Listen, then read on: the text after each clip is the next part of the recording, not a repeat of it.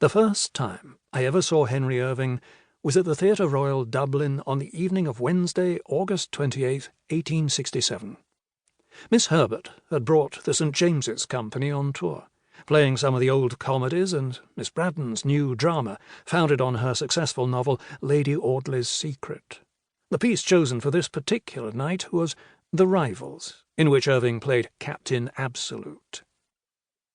40 years ago, provincial playgoers did not have much opportunity of seeing great acting except in the star parts. It was the day of the stock companies, when the chief theatres everywhere had good actors who played for the whole season, each in his or her established class. But notable excellence was not to be expected at the salaries then possible to even the most enterprising management.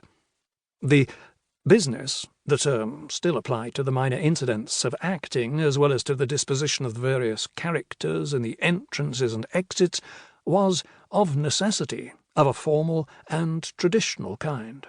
There was no time for the exhaustive rehearsal of minor details to which actors are in these days accustomed. When the bill was changed 5 or 6 times a week, it was only possible, even at the longest rehearsal, to get through the standard outline of action and the perfection of the cues, in fact, those conditions of the interdependence of the actors and mechanics on which the structural excellence of the play depends.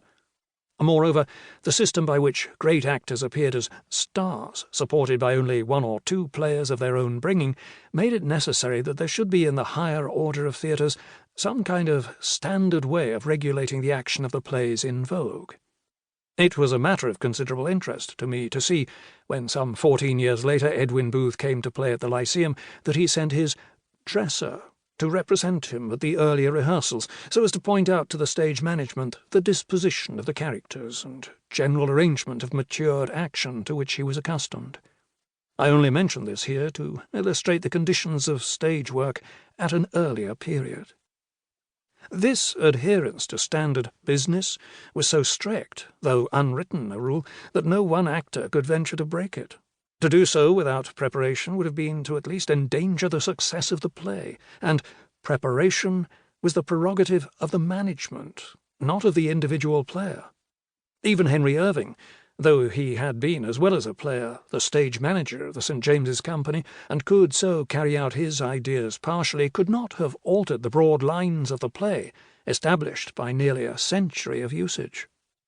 As a matter of fact, The Rivals had not been one of Miss Herbert's productions at the St. James's, and so it did not come within the scope of his stage management at all.